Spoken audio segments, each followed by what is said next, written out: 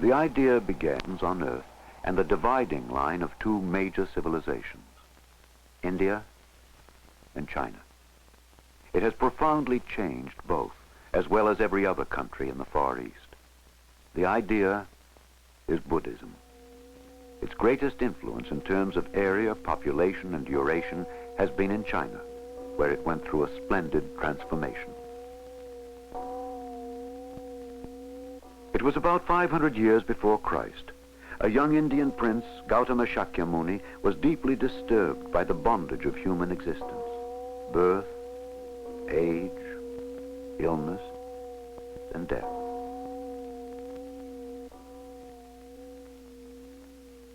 Despite the glory and pleasures of royalty, he answered an inner call to sever worldly attachments and undergo extreme trials until he became Buddha, the enlightened one.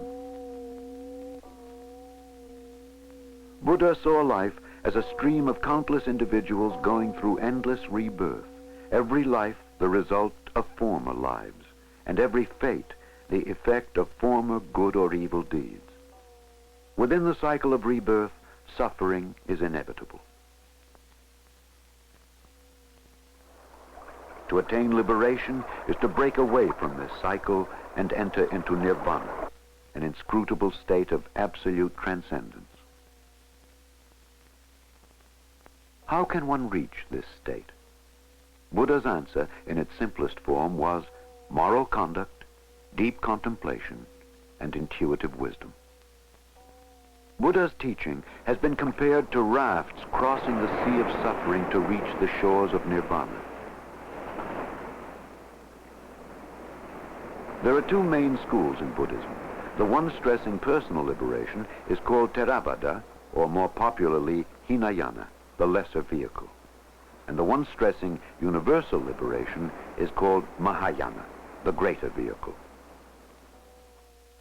During the 3rd century BC, with the expanding power of the Indian king Ashoka, Buddhism burst out of the Ganges Valley and spread in all directions. In the northwest, it took root in Gandhara and Kashmir. From there, by the beginning of the Christian era, it was moving through Central Asian international highways to China. The Chinese dynasty then was Han, a power in the east that matched Rome in the west. Han influence dominated East Asia from Korea to Chinese Turkestan, from the Gobi Desert to Vietnam. The national creed was Confucianism, a benevolent ruler under the mandate of heaven whose will coincides with that of the people. An orderly society with a rigid family structure, a moral code based on humanity and the practice of perfect virtue for its own sake. The cosmic view was Taoism. Tao, or the way of nature, governs all life, manifesting itself in yin and yang, the negative and positive forces that shape all things. A philosophy of passivity, with avoidance of worldly strife and of a return to purity for the attainment of eternal life. Into this self-contained and smug world came trickles of a foreign idea.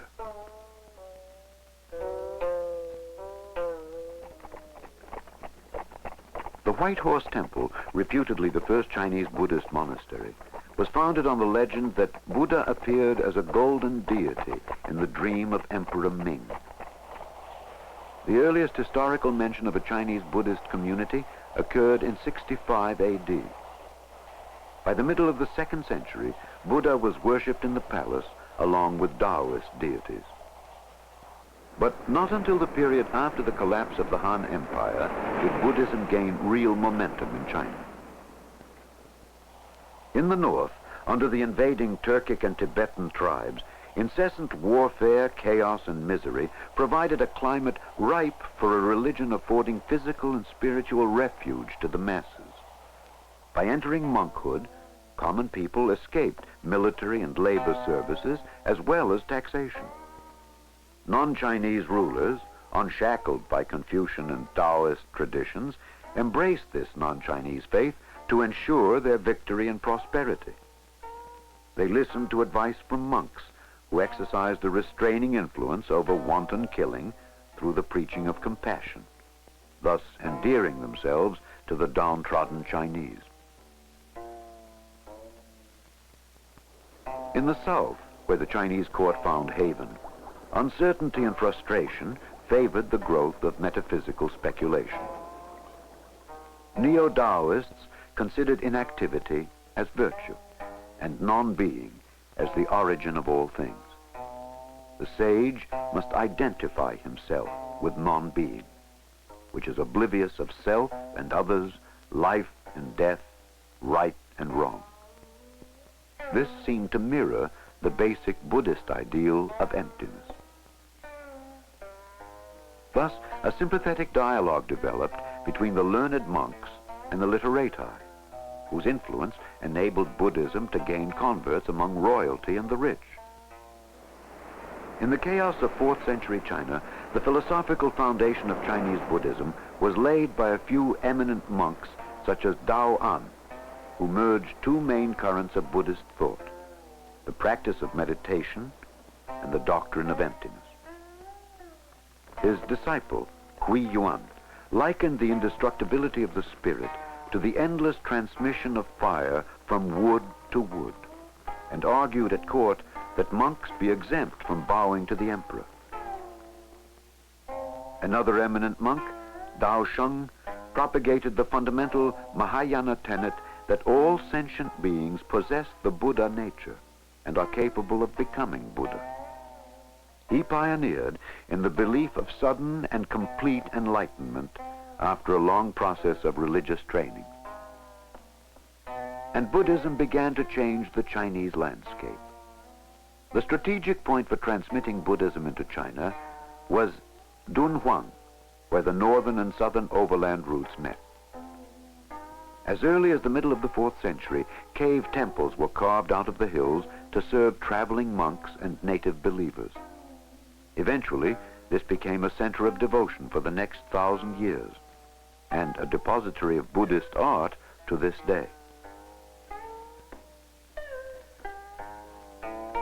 Through Dunhuang, two great events occurred at the turn of the century. In 399, Fa Xian, the first Chinese monk to complete his pilgrimage to India, started his journey.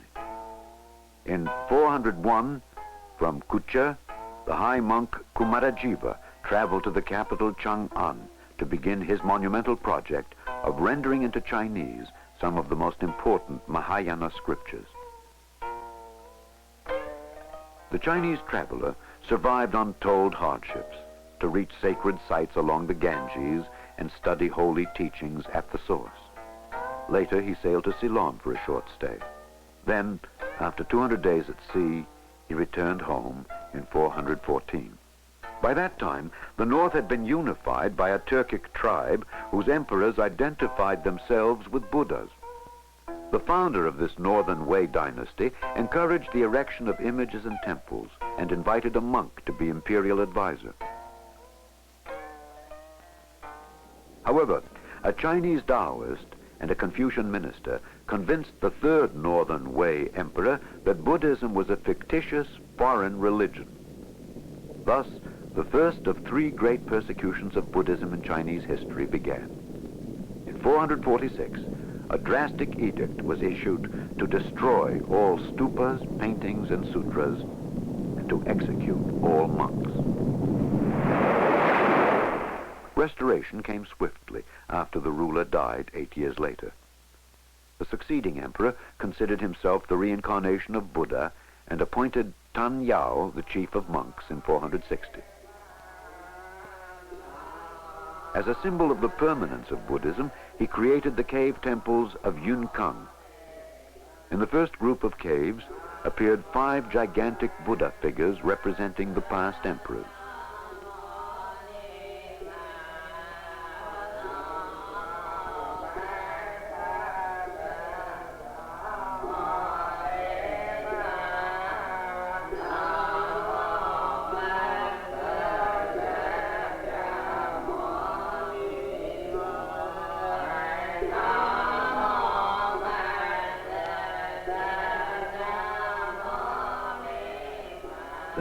group housed numerous images of Buddha, musicians,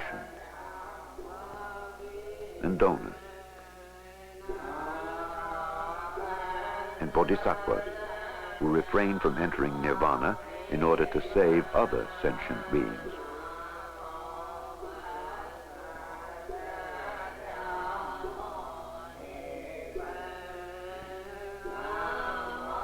Admiration for Chinese culture motivated the 6th Northern Wei Emperor to move his capital to Luoyang. Temple construction in the new capital mushroomed until 1/3 of the dwelling area in the city was occupied by monks. To rival the glory of Yunkang, cave temples were created at nearby Lungmen. In a cave sponsored by the imperial family, we can still see the magnificence of the processions of emperors and empresses paying respect to the Buddha. Meanwhile, the south produced its Buddhist monarch, Emperor Wu of the Liang dynasty, whose hair was shaved to symbolize devotion. He constructed numerous temples, gave up wine and meat, and prohibited the use of living things in medicine and sacrifice. He convened assemblies to elucidate sutras, with audiences as great as 50,000, including envoys from Persia, Khotan, and Korea. Back in the north, another Emperor Wu, but of the northern Zhou dynasty, had a different vision. Aiming to restore the glory of ancient China, he favored Confucianism and charged Buddhism with fostering disloyalty toward the country and breaking down filial piety at home. The waste of wealth in temple construction and the harboring of undesirable elements in the monastic community were added reasons for the second great persecution of 574. Before Emperor Wu died 4 years later, tens of thousands of temples were appropriated by the imperial family and the aristocracy, and probably more than 1 million monks and nuns were defrocked.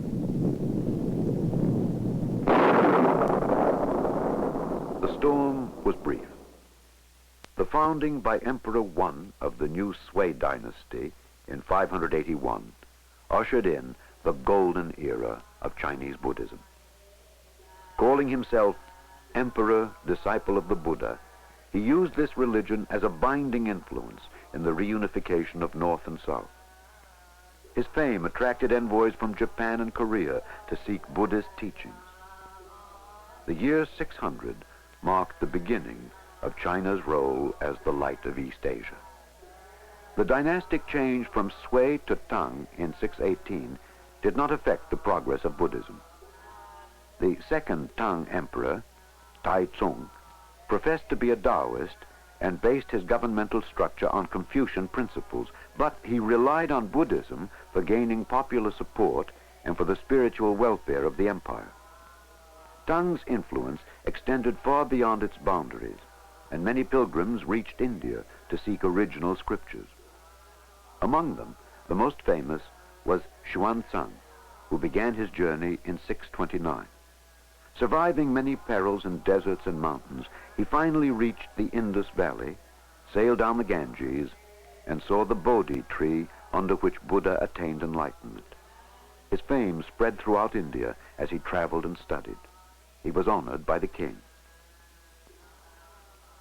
After a pilgrimage of 16 years, he received a tumultuous welcome upon returning to the capital, Chang'an. With Emperor Taizong's support, he devoted the rest of his life to translating the voluminous texts he had brought back. Xuanzang founded the school which explains all phenomena in terms of one ultimate reality: mind. The emperor was so impressed by his work that he compared looking at the scriptures to gazing at the sky or sea, immeasurable in height and unfathomable in depth. The height of imperial patronage was reached under the influence of Emperor Taizong's daughter-in-law, who became the most ambitious and powerful empress in Chinese history. In 672, she ordered the carving of the great Vairochana Buddha, or the Brilliant One, at Lungmen. When she finally founded a new dynasty, she claimed herself the future Buddha. In mid-7th century, the Arabs and the Tibetans interrupted the Central Asian land route. Chinese pilgrims had to travel by sea to reach India. The first important monk to do this was I Ching, whose voyages resulted in bringing back new scriptures and a report of the Buddhist kingdoms in the southern archipelago, including Java, where he did a great deal of translation. But the heart of Chinese Buddhism is its distinctive and profound religious thinking. The transformation from Indian to Chinese Buddhism began in mid-6th century and was completed in the 7th and 8th centuries. Among native schools, 4 form the spirit and substance of Chinese Buddhism: the Tian Tai and Huayan schools for doctrine, the Chan and Pure Land schools for practice. All 4 belong to Mahayana, or the greater vehicle, which believes that universal liberation for all sentient beings is the aim of the Buddha. The Tian Tai master, Zhe synthesized all forms of Buddhism, arriving at the conclusion of a threefold truth: emptiness, phenomena, and the middle way.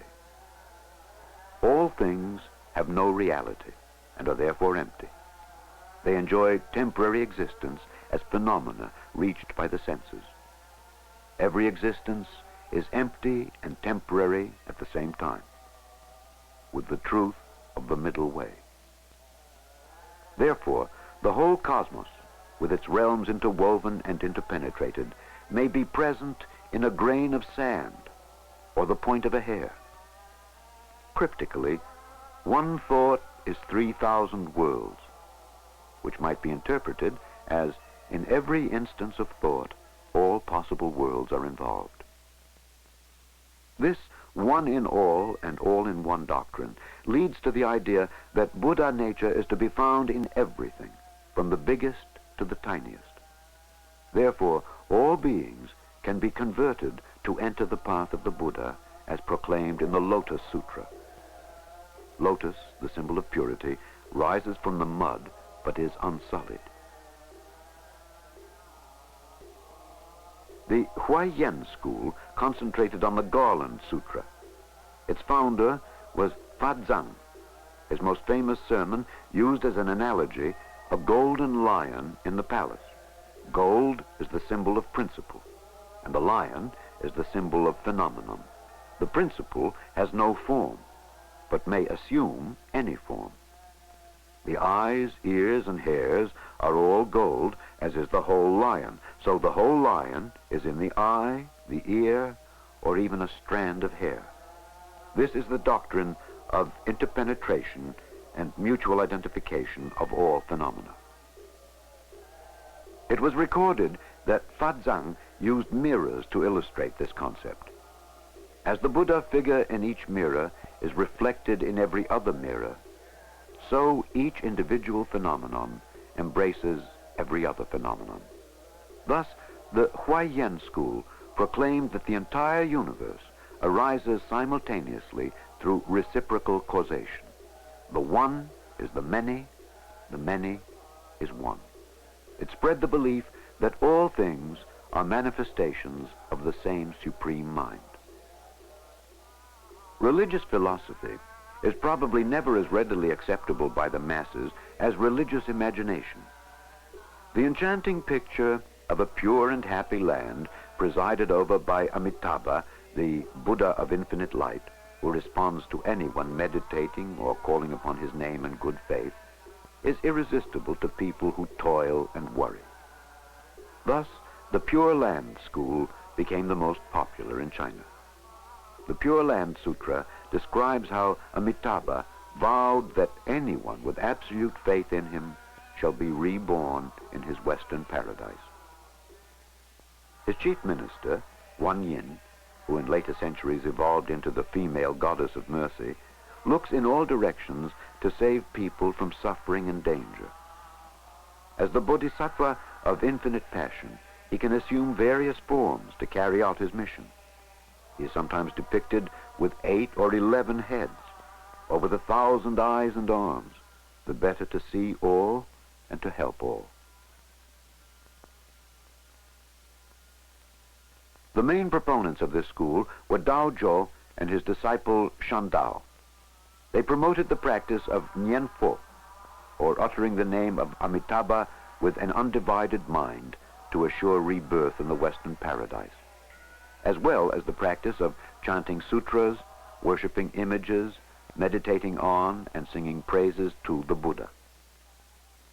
On the other hand, they painted a picture of hell with horrors of torture and violence. These images of heaven and hell have been imprinted on every Chinese mind ever since.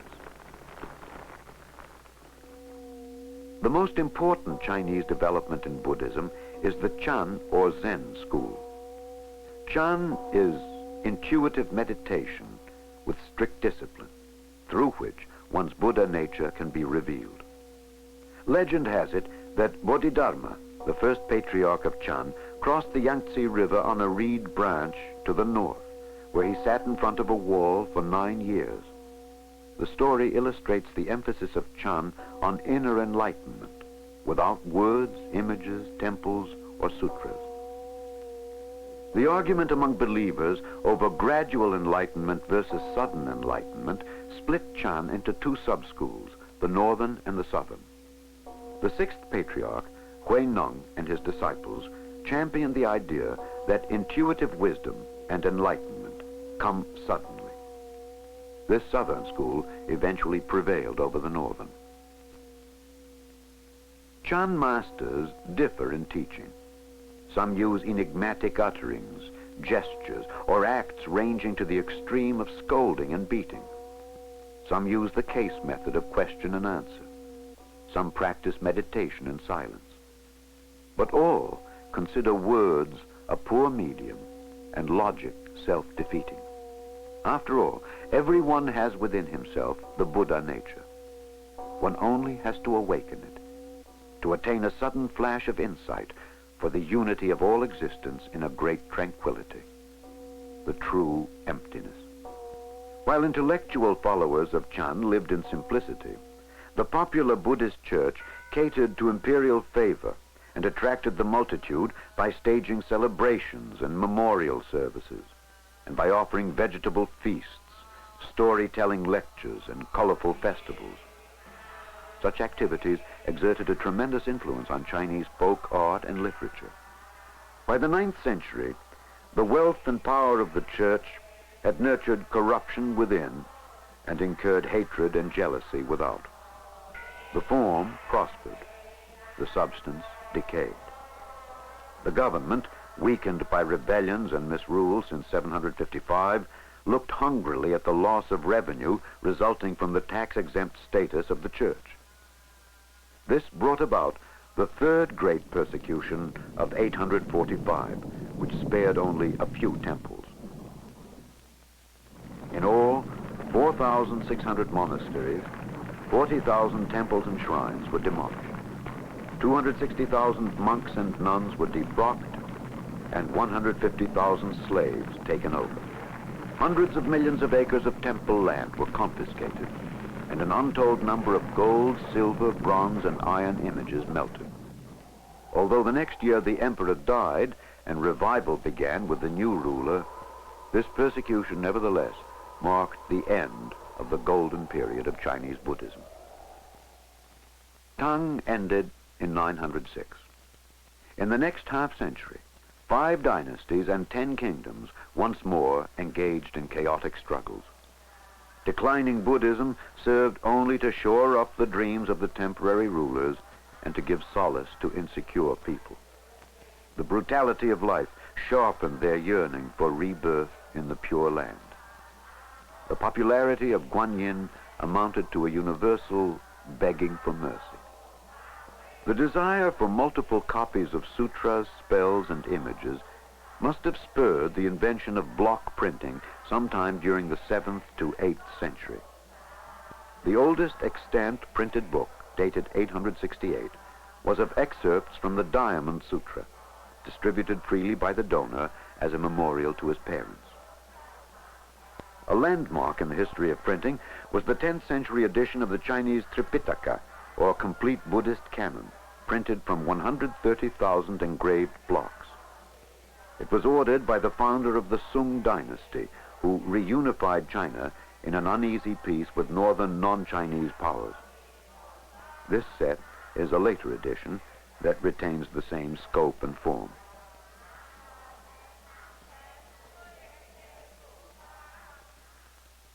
Outwardly, Buddhism during the Sung dynasty continued to grace the Chinese landscape, with the Pure Land school very much a part of daily life. The tranquility and simplicity in painting and poetry showed more than a trace of charm. Later Sung paintings of this tendency left a deep imprint on Japanese art. Meanwhile, the Hinayana ideal of arhats, or passionless ones who have attained personal liberation, became popular from the 10th century on. Called Lohan in Chinese, they proliferated from 16 to 18 to 500 and acquired attributes of Taoist immortals, such as the magic power to subdue dragons and tigers. When the Mongols rose in the 13th century to conquer all of China, they embraced Tibetan Lamaism, which took over the court of Kublai Khan. Lamaism is derived from Tantric Buddhism. Its practice consists of prayers, recitations, special techniques, and various forms of meditation, including even a yoga practice of sexual union, which is none other than the union of compassion and wisdom, as symbolized by the Yab-Yum, or father-mother image. However, the highest teaching of Lamaism is bound in a doctrine called Mahamudra, the great symbol, which is very similar to the principle of Chan Buddhism. With the return to Chinese rule in the Ming dynasty, an eminent Lama, Tsongkhapa, established a new school in Tibet, commonly known as the Yellow Sect, so called because of the saffron attire of its monks. From Tibet, the sect finally spread to the Ordos and Manchuria.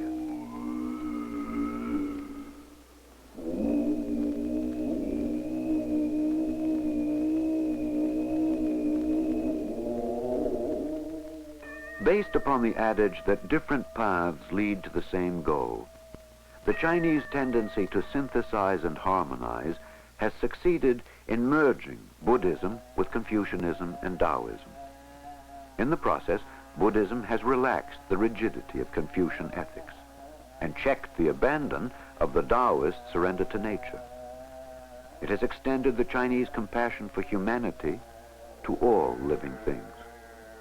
It has expanded the Chinese mind by introducing the view of the universe as a time-space continuum without beginning or end, by interpreting creation as reciprocal causes and effects, by presenting all phenomena as a projection of the mind, and by identifying eternity, infinity, and perfect wisdom with emptiness, a state beyond words and imagination. The all-inclusiveness of its doctrine eliminates the duality of self and others, real and unreal, being and non-being.